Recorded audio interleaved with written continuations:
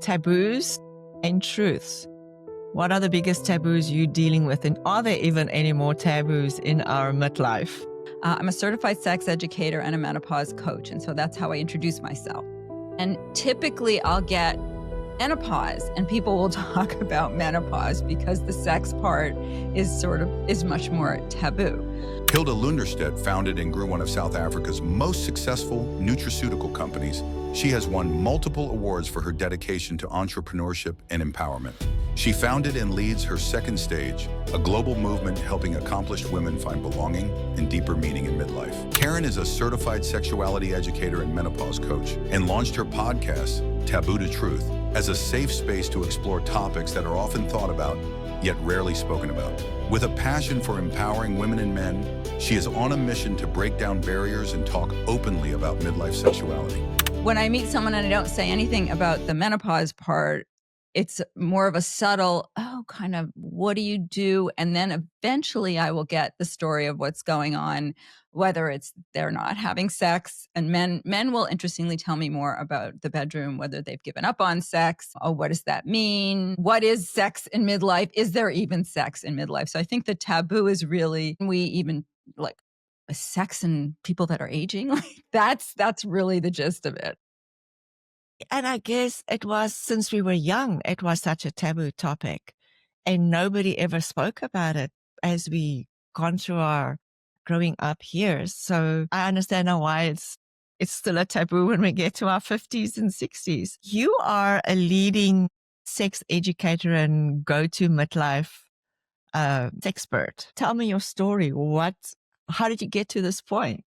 Yeah, it's kind of an interesting story because I think it started before I even knew it started. So the short story is that I was pushing 60 and I had done various things. I was a certified life coach and had worked with people in divorce for a few years and done some other business sort of entrepreneurship things. And I was a bit lost, not sure where I wanted to go. I moved across the country after a breakup for a few months and thought I'd sort of just figure it out. And I had two separate experiences that happened in the moment. One was that I reconnected with an old flame that I grew up with. And when we started talking about, I guess I had, when we started talking about sex and he was like, well, I thought women don't like sex anymore don't have sex anymore at this point in life. And I'm like, well, no, you are sorely misinformed. And then the second experience, which I think really triggered me starting to talk about it more, was here I'm in a rather conservative area in California, believe it or not. There are very conservative areas in California too. And I was in a book club meeting. We had read a book that was rather racy, and there was a scene in which there was some oral sex being performed by the wife on a husband. And the person who had recommended the book was completely embarrassed and mortified and ashamed that she'd recommended a book with a sex scene. And everyone in the room was a midlifer, more or less. I was, being a New Yorker most of my life, I kind of rolled my eyes, but I also realized how much people were afraid to talk about it. So that was like the short story. And I just said, I'm just going to start talking into a microphone and see what happens. But as I started to figure out what really was my story that led me there, sex was something that I really learned to talk about in my early 50s when I was getting divorced. I started dating someone and having challenges with what I now learn the medical term is anorgasmia, so it's difficulty having an orgasm. And I went to a sexual medicine practice, and in that practice, there wasn't just a medical professional or clinician, but there was also a sex therapist who was kind of like a little Dr. Ruth, Dr. Batsheva Marcus, and she's wonderful. And we really became kind of friendly, and I'd have to go back every few months, and the conversations became easier and easier. But in that very first appointment, she asked questions, were you able to have an orgasm in the past? Like how do you feel about, do you have any sexual trauma? But very candidly. And so I'm like, I'm in a doctor's office. I guess I can answer. And she then also asked me if I'd ever used a vibrator, and literally took out one of these little blue bullet vibrators in the doctor's office and said, well, why don't you go try this over there in exam room number 2? And I turned red, like I say, like the same color as my hair. I turned pink. But I went and I tried it, and I literally, it was less than 5 minutes. I was like, oh my God, where has this been all my life? So I discovered vibrators. And so it was a combination of being able to really talk about it and learning not only did I now need vibrators as part of my repertoire or tools in the bedroom? But I also found out that in addition, as we go through menopause, our estrogen and progesterone decrease, but women also have a lot of testosterone, and our testosterone decreases, and testosterone is a big contributor to libido and ability to orgasm, amongst other things. So those were the two kind of things that jump started me into enjoying more pleasure in the bedroom, but also helped me start really talking about it. So when I had that moment ish in my early post pre 60, I kind of look back now and realize that is when I started to, back in my early 50s, that's when I learned to start talking about it and to tell my friends about it. And I even brought Dr. Batcheva to my house to meet my friends. And so I had no problem talking about it. And the podcast has been just an amazing example of me getting more and more comfortable and clearer and understanding of how to talk about sex, but also helping other people really feel less shame around it. So is your friends now more open to talk about it now that you are so open, or are, are you They listen more. They listen. It seems orgasms and women are not friends. And does it get easy? Maybe it seems like it's getting more difficult as we get older. Talk to me about why women are struggling with orgasms and what do you do to help them? So there's a lot of things that can be going on. So I think the hormonal changes, as I mentioned, can definitely affect your ability to orgasm. Also, as part of the hormonal changes, you may be experiencing vaginal dryness, which can contribute to painful sex. There may be other things going on. If you're not properly lubricated, it takes longer to get lubricated. There's a lot of physical things. And as your body starts to get used to there being pain with sex, it kind of shuts down. So things can develop. I think it's called dyspareunia. There's a medical term where your body literally starts to shut down, and every time someone comes near you, you'll clench. And then if you get used to clenching, it becomes more and more painful. And so the physical can create the psychological. If you've had some sort of sexual trauma in your life, sometimes it doesn't come out until later in midlife. Your body can start to shut down. You can just feel like once you had difficulty, like in my case, some women would have just said, you know what, I'm done with sex. I don't need it anymore. So I think like there's many things that can be going on. I think that the key is the other thing that I think is a huge issue, and it's probably even underlying all the physical issues, is that women are not taught that they deserve pleasure. And so when these things happen, we're like, oh, well, was bound to happen anyway because I'm not supposed to be enjoying this. And so I think that's kind of the underlying theme that we really need to shift the dialogue on. How? Just by talking about it, or how do we make it okay for women? Because I'm doing a program on femininity, and I think pleasure is one of the biggest feminine essences, and not just sexual pleasure, everything, pleasure, how your body experiences food, or your shower, or anything, your clothes, Right. how it feels on your body. How do we make it okay for women and pleasure? And in particular, in your case, sexual pleasure. I mean, I think it is definitely work. I know, and even in my case, especially as it's taking longer and longer to orgasm or longer and longer to lubricate, like after a while, you start to feel self-conscious, like, oh my God, certainly, I mean, I'm heterosexual, so I may be in partnered situation. And I'm like thinking, oh my God, he must be getting so tired. He must think there's something wrong with me.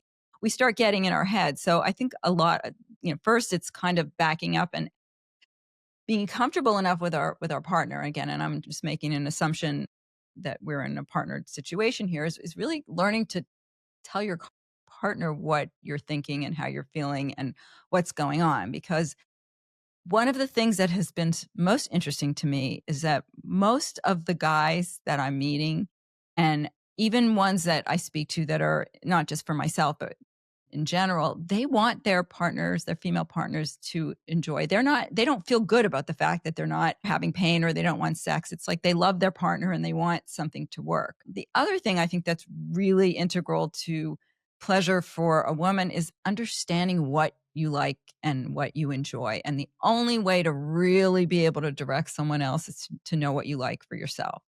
And that includes figuring out self-pleasure. And it may not even be starting with genital self-pleasure. It may just mean like, how do I get present in a moment? How do I, turn on the lights, put candles on, put music on, whatever it is or turn off the lights, rather, whatever it is that makes you feel comfortable and present in your body, and learning to do that yourself, and then inviting a partner in there to help. Is it, again, our generation that finds it hard to speak to men and telling them, or our partner telling them what we want?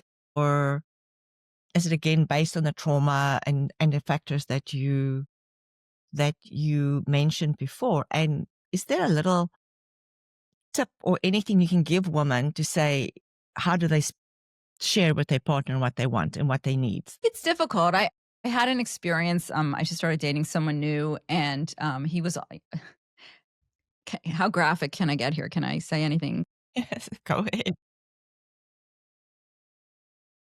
So he's a lot of guys, when I explain, and often it's easier for me than most people to talk about it because it's what I do all day, or I'll tell them to go listen to my story on my podcast. And so they know that I have these challenges, and that a vibrator is a tool that comes into the bedroom with me. And that if I want an orgasm, if they want me to orgasm, then the vibrator will get involved somehow. And many of these guys are like, it's not that, it's that you haven't had the right guy. Like, I'm going to be the champion. I'm going to be the one that's going to get you to orgasm without a vibrator.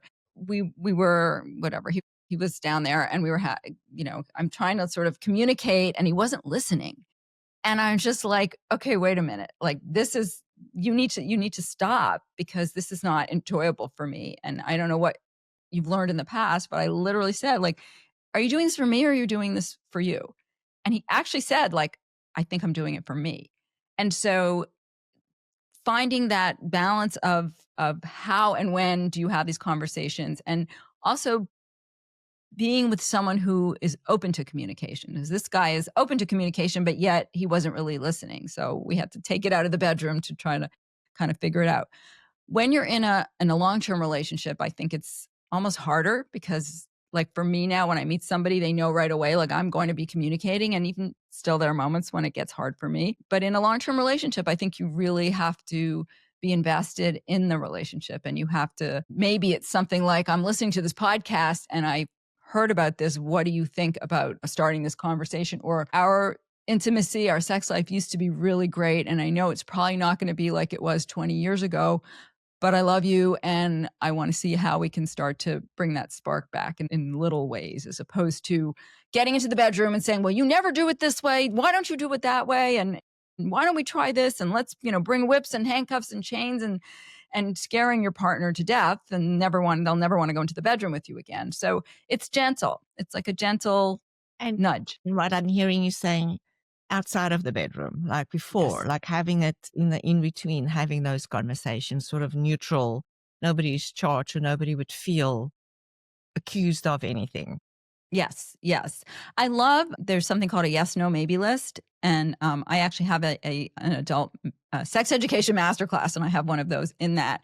And basically, it's sitting down with your partner, or it's completing it separately. And it's like, these are the things that I definitely will agree to. These are the things that I'll consider. And these are the things that are absolutely no way. And there are lists that are sort of more benign is the right word, but like softer. And then there are lists that are like, wow, like we can just go like to town and every possible kink and fetish in the world. And then there are other tools and online programs and things like that you can do. I think it's the idea of it is much more intimidating than the conversation once you start to have it. Because if your partner is really kind of, or very likely that your partner's probably thinking the same thing, or that you put an idea in their head, and if they say, like, absolutely, I will not have this conversation now, but maybe down the line, they might say, remember when you brought that thing up? Maybe I'm ready to talk about it now. Or maybe I'm ready to do something very simple, that we didn't introduce something new into the mix that we never did before. So sometimes, like, what I hear you say is, like, just plant a little seed and it will grow into something, or you just see how warm your partner is towards the thing that you want to do. Yeah, I mean, two things I'll say here. One is that I have this tool that I call sex snacks. So one way to really reintroduce intimacy is something as simple as touching your partner on the small of their back, or doing something out of character in a good way. Like, honey, how about we just like go to your favorite restaurant tonight and I, you weren't even planning it, or buying a new toy for the bedroom that, you've never done before, but in something small. The other thing I will tell you is I interviewed a couple about a year and a half ago that opened their marriage. They were a bit younger. They were in their late 30s and they'd been together since they were teenagers. And one partner thought about it and told the other partner, and the other partner said, no way. And then the other partner said, well, now I'm thinking about it. And the first partner said, no way. And then a little bit later, the two of them kind of said, let's revisit this conversation together. And eventually they did. And they did it in a very smart and planful way. And I'm not saying opening a marriage is the answer for everybody, but it was the fact that one had planted the seed in the other one's head. And then the conversation got a little deeper. And so I think that's, we have a tendency, we have something on our mind, we're impulsive. Everything is like instant gratification today. The phone, we want information. But this is, sex and money are the two most difficult conversations to have. And so introducing them very slowly, very gently is going to be a lot more productive than trying to just go at a person and say, like, our sex life sucks and I want it to be better. Well, that's an indictment of me. Is that typically the woman starting that conversation and planting a seed, or is there typically one of the partners that heterosexual relationships? Is it the man that would plant the seed or the woman that would approach, or is it like all over? I've heard both.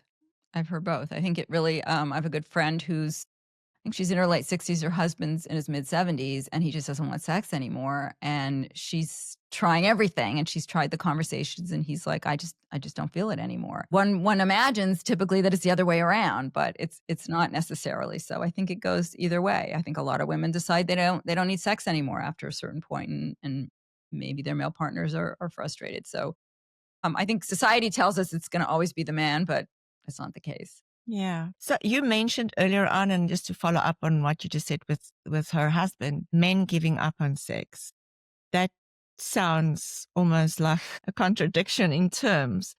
Why? For what reason do men give up on sex? Well, I think there are a couple reasons. First of all, I think when a man experiences a sexual dysfunction, which typically 40% of men in their 40s, 50 in their 50s, et cetera, will experience erectile dysfunction. I think that's a huge ego killer for men. Where women, we know we're going to be having these changes in menopause. I think a lot of men don't realize that it's a very common issue. And so I think that once they experience it, they get very much in their head and their ego gets in the way. And then they're like, well, if I can't get it up, I'm not even going to put myself out there and take a chance. So I think that's part of it. I think we all, as we age, like it's harder. We're tired, or there may be physical. I know I have back issues, and people may have neck issues or arm issues, and like things just get harder to do, and maybe the effort is just too much. I think there are men who are the opposite, though. You hear about all these Mick Jaggers in the world who are in their late 70s and 80s, and they're still going having babies. Having babies, right? Yeah. Okay. So do you coach people and like these men, or do they want to try again and they need some coaching to maybe mental blocks or physical blocks that they need to get over? Or how do they get over? Is that like, this is it? Or do they seek help, or do they just accept this is how I feel right now? Well, by the time they're speaking to me, they're obviously interested in trying to figure out what's going on. I think the first and most important thing to do is figure out if there's a medical issue, because erectile dysfunction can be a sign of heart disease, because the arteries to the penis are the smallest arteries in the body. So the first thing you want to do if you're having any sexual dysfunction, whether it's an erectile dysfunction, can come in different flavors, if you will. It can be difficulty getting an erection. It can be difficulty ejaculating. It could be premature ejaculation. So there's different things that can happen. And the first thing is, obviously, you want to go to a proper urologist to make sure that there's nothing physically wrong with you. And they may or may not, prescribe a Viagra or Cialis, which often can help. But if it's beyond that, it's really getting out of your head. And it's also having a supportive partner, because you want to make sure that, that the plumbing works, so to speak. But if you know that that's the case, then it's really, I have an episode that I did on soft cock. It's literally like how to have sex when you can't get hard. It's redefining how it's communicating with your partner. And two, it's how do you define sex? Does sex always have to be that it's penis and vagina and the man ejaculates? Maybe sex becomes something much more. Esther Perel says sex begins at the end of the last orgasm. Why not make it, part of a full experience that's just an intimate enjoyment with your partner, or it's self-pleasuring in a way that's just being kind to yourself. There's nobody there but you, or accepting that this is the way it's going to be. How about we try different things? How about we try different toys or tools or porn or erotica, reading erotica? I mean, there's so many ways that you can have sex that don't involve necessarily having a hard cock to ejaculate. I love that you say that, because I think most people associate sex with penetrative sex. And like you say, there's so many other options to enjoy each other and have fun other than that. What is good sex? I think it's personal, right? What's good sex for you may be not good sex for me. For me, it's a full experience of intimacy. It's somebody who's really in tune with me, that I'm in tune with. It's erotic touch, it's kissing, it's feeling connected. And it doesn't have to be somebody I'm in a relationship with. It's just somebody that I feel that I want to bring into my space very intimately. And do you think that's similar for what you just said, every person has a different definition of what good sex would be. So there's not one, okay, this is what it looks like. Right. For some, it might be like, if I don't ejaculate, if I don't have an orgasm, then that's shitty sex. For others, it could be like going into a bathroom in a restaurant and just getting laid. And for others, it has to be like a full erotic, sensual candle lights and the whole thing. So it's really what works for you. And I think that that's a really important thing to also understand and embody. Like, sex changes. What you liked when you were 20 is probably not what you're going to like when you're 50, but it doesn't mean that it's not going to be as good. And I would say it's even better, because you know your body better, you know how to ask for it, and you're more open to trying new things, especially for women. Yeah. You talk about the orgasms and the health benefits of orgasms. I want to discuss that. What are for both men and women? And I think that might be a little bit different benefits. Just talk us through the health benefits of orgasms. Are they too much? Should it be regulated? Is it like, talk me through orgasms, the health benefits of it, and when does it become unhealthy, if there is such a thing? It's unhealthy if you feel that you must have an orgasm and that you're constantly like, it's interfering with your daily life. Like anything, if it's too much, if it's something that you have to masturbate or you can't function in life. Any other way, if it doesn't interfere with your life, there is no world in which there are too many orgasms. There is some research that did show, I don't know if they might have debunked it, but I'm pretty sure it's helpful for men that ejaculating can help prevent prostate cancer. And I don't know the science behind that, but that's the good thing. But man, I want you to know that, but don't use that as an excuse to force your partner to have sex with you, Right. because that is not consent is super important. So when you have an orgasm, you release all these happy hormones into your body, and happy hormones, one, they feel great. Number two, they help your immune system. They help you lubricate, which is super important for women to be able to keep the vaginal health. They help you feel more connected to your partner. I mean, it's not always the orgasm itself, but like the whole experience of getting to it. So, I mean, there's no world in which they're bad unless you're being forced to be in a situation that you're not comfortable in my opinion. Right. Many women or people find themselves single in their 50s. And I think you mentioned close to 60 for you. 62. 62. You've gone through a divorce. And that trend doesn't seem to be slowing down, like with the great divorce. And it's how I'm going to just talk to women here, because we really aiming this for conversation at middle-aged women. Oh, I hate that word. Midlife. Women in their 50s and beyond. Where do they start with dating and getting into their pleasure zone? And what is your advice for women that's now has to be dating in later in life? I think there's two things. One is the dating piece and the other is the pleasure, physical pleasure. So I think for the physical pleasure, like take a mirror, take a look down there, get used to what it looks like, learn, talk to your medical provider about hormone therapy if you haven't already, and understand what makes sense to keep your body healthy. And then get yourself a vibrator and some lube and start to to learn how things work and what you enjoy. So that's thing one. And on the dating part, I've been single about 10 plus years. I've been in a couple long-term relationships, and the last 4 years have been particularly tumultuous, but it's been a series of ups and downs and a lot of learning about myself and understanding and realizing what I do and don't want and what I'm attracting and why I'm attracting it. And I think that really getting to know yourself and what is causing you to choose who you're choosing or to show up how you're showing up is really helpful in figuring out how to, if looking for a partner, if finding a long-term partner is what you want, or finding any kind of partner.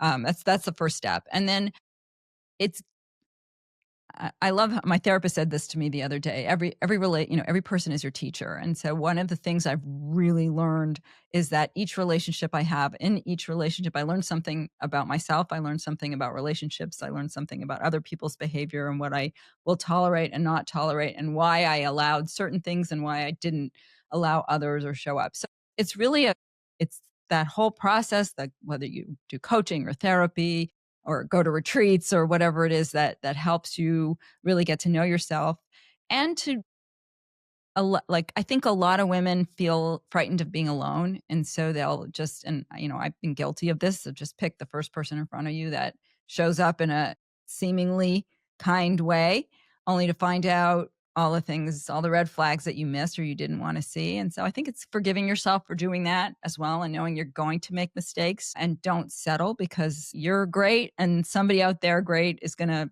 find you as well. I mean, full confession, I just hired a matchmaker because I just found that I wasn't able to find people on the apps. But that being said, I love being on the apps. I just think it's fun. too. I do. I love it. You got to show up how you got to show up with an open mind. Like, I'm going to meet a friend. I mean, I just connected with this guy the other day, and he says that, I just got out of a 32-year marriage and a 6 month separated. So I'm like, nice talking to you. Go get laid. Go have some relationships. Go get to know yourself. But he's new to the neighborhood. I said, if you want to have a coffee, like, we can be friends. And I don't know that I would have been able to say that 5 years ago. Do you think women tackle dating and sex after divorce different than men? Or do both just get out there and get busy and like, is there a difference in the behavior?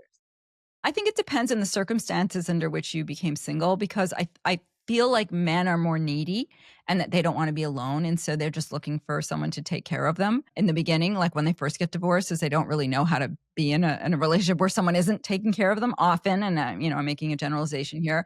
I think women, it depends. If you left and you feel strong and you're financially secure, it's very different than if you had a very, very bad divorce and you're struggling financially. You might really want a partner to help you out, both with your children and your finances, which women tend to suffer more financially in divorce than men. It's just a fact. So I think it really depends. And I think it takes a while to figure out, to find your balance. Like, that's why second and third marriages have much higher divorce rates, because people just jump into something, or they just keep picking the same person and marrying the same person over again. Yeah, I think, as in anything when life is, you need to know yourself first. It starts with you and know what you want. I mean, just listening with your mirror, putting the mirror down there was how few women actually do know. I did some Tantra learnings and retreats and stuff where we were, where we had to get to know our yonis. But I think a lot of women will not even consider doing it. That relationship with their yoni is just not there. Yeah, I have an episode called The Glorious Clitoris. So if you don't want to look at your own, it's an educational episode. Yeah, okay, I'm gonna look for that one. So just back to I saw one of your posts that with 5 essential tips for surviving midlife dating. I don't know if you can remember that one.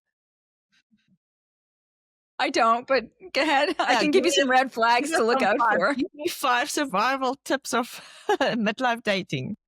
Um, well, one is show up how you want to be found.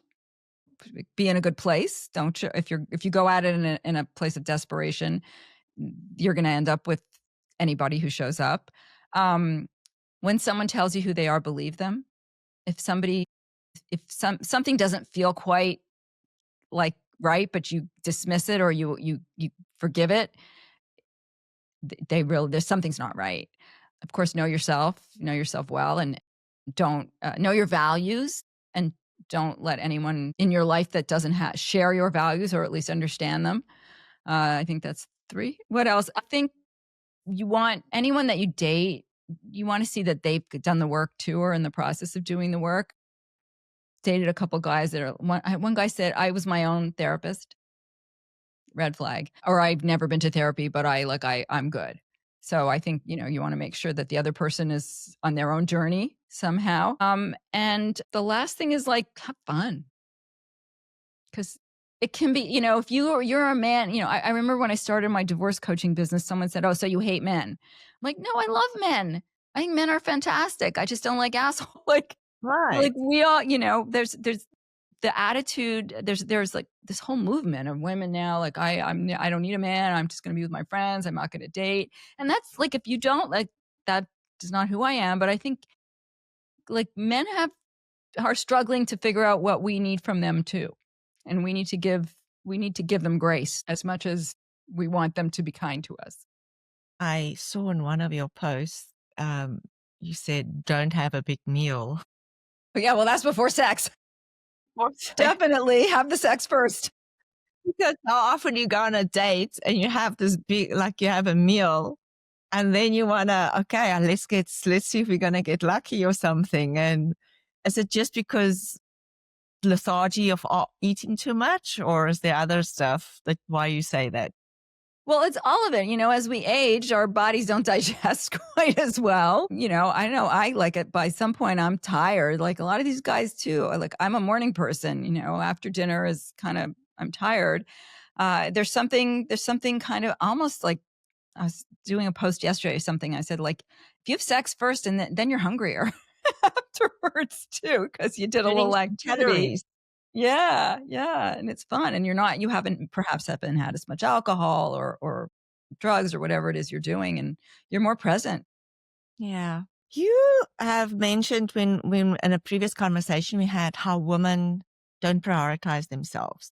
Why do you think that is? Is it just becoming from mother and having society, we always have to taking care of other people? Why is that, and what can be done about it? Role. I mean, look at all the responsibilities we have, starting from, making I know for me, I grew up in a Jewish household. And so food, making sure everybody's fed, making sure everybody's safe, making sure that worrying about everybody else before I even turn to myself. I think your partner also in a traditional heterosexual relationship just assumes you're going to be dealing with the kids. You're going to be the parent.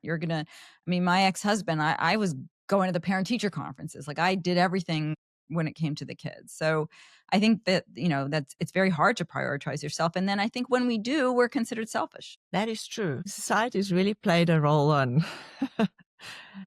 played a game with women and how we perceive ourselves in the world and around pleasure, for sure. Do you tell me about the coaching you do and your programs that you run? When do people come and seek your advice, or are you mainly focusing on your podcast and more education? So right now the podcast is number one. I'm just growing in leaps and bounds on YouTube. I'm really trying to grow that. I'm working on speaking more. I'm working on a TED Talk. So I really, my goal or my mission is really to spread the gospel of sex being something we should be enjoying for the rest of our lives. That being said, I'm also creating a paid community so that people can have direct access to me sort of behind the scenes. So that's coming in the next few months. More information, more events. And I launched about a month ago, I call it Hotter, Wiser, Wilder, an sex ed for masterclass for adults. And there's so much information in that, from, understanding your sexual beliefs, which really affect how you show up in the world and sex, to understanding the physical changes of men and women, to mismatched libidos, explaining desire, how that shifts, communication, how to communicate with your partner. And then I get to the fun stuff, and I have a bunch of guests as well in the program that talk about everything from fantasy to masturbation to dating and everything in between. So it's really great. That's available now. Happy to give your listeners a discount code for that one. Yes. Hang on. Got it. Okay. Are you good? I think so. Sexual beliefs. What are those? Those are what we grew up with. Sex must mean penis and vagina. Sex is only for procreation. You shouldn't talk about sex. You shouldn't enjoy sex. Whatever the myth or the misconceptions were, sex is don't get it, is only, I know mine was don't get pregnant and don't get an STI. And I still have that STI. I mean, it's a good news, bad news thing. And then I will not get naked with a guy until I've seen his STI testing, which, by the way, in the United States, when you go for an STI panel, it does not include herpes, which is very, very common in our generation. So just keep that in mind. And it's just to be able to protect yourself. But that is like, to me, I'm very fearful of it, as opposed to when I speak to some of these super sex positive people, they're like, yeah, whatever. It's just a thing. I'm just going to, I'm going to be safe, but not beyond. Yeah. Like people who do these sex parties, most of them require some sort of testing, but there's a lot more freedom to just explore. So I think it's hard to let go of some of them, but understanding them really helps you be able to be more free about talking about. It's really interesting, like how our younger days still plays out in our belief systems.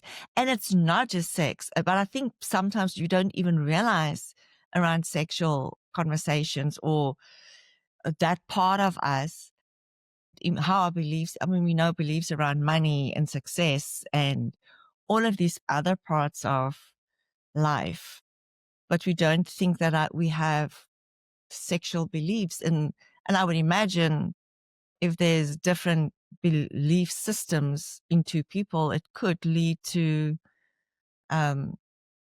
disconnect sexually or problems or something.